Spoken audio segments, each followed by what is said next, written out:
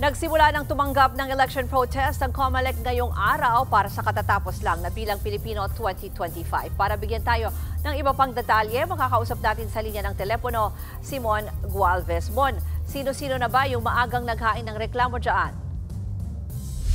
Ruth, unang-una na nagtungo rito ang kampo ng natalong San Fernando, Pampanga mayoral candidate na si Maylene Pineda Cayabyab. Bitbit nila ang mahigit 100 box na naglalaman ng nasa 13,000 affidavit ng mga botante. Ilan daw sa reklamo ng mga ito ang hindi pagkakapareho ng binoto sa lumabas na resibo.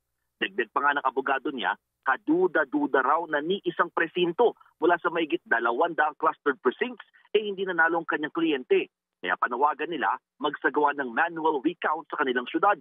Si Pineda Cayabyab ay anak ng nanalong gobernador ng Pampanga na si Lilia Pineda. Nakalaban ito sa pagkaalkalde ang incumbent mayor ng San Fernando City na si Vilma Caluwag. Nirerespeto naman daw ng COMELEC yung mga ganitong uri ng protesta. Katunayan, pinagpapasalamat pa nga nila na imbis idaan daw sa social media ang reklamo, sa tamang proseso ito ginagawa.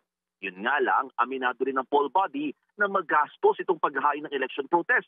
Kabilang na dyan ang filing fee, bayad sa kada bubuksang ballot box at iba't ibang dokumentong kakailanganin. Hamon lang ni COMELEC Chairman George Garcia sa mga magrereklamo na nagkaroon ng hindi pagkakapareho sa binoto at lumabas na resibo issue ng pre-shading, dapat daw na i-report ito kaagad sa Electoral Board during the election para na idokumento sa kanilang minutes. Bago naman mag-alas 4 ngayong hapon, Ruth, naghain na rin ng election protest si Cebu City Mayor Michael Rama matapos umangatlo lamang sa halalan.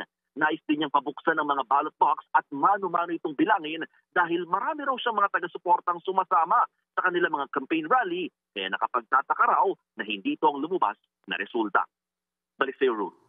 Yan po ang Express Report ni Mon Gualvez. Mga kapatid, ako po si Ruth Cabal. Maging maalam at may pakialam sa mga may init at rumaratsadang balita sa Frontline Express. Para maging updated sa balitaan, mag-subscribe lang sa social media pages ng News 5.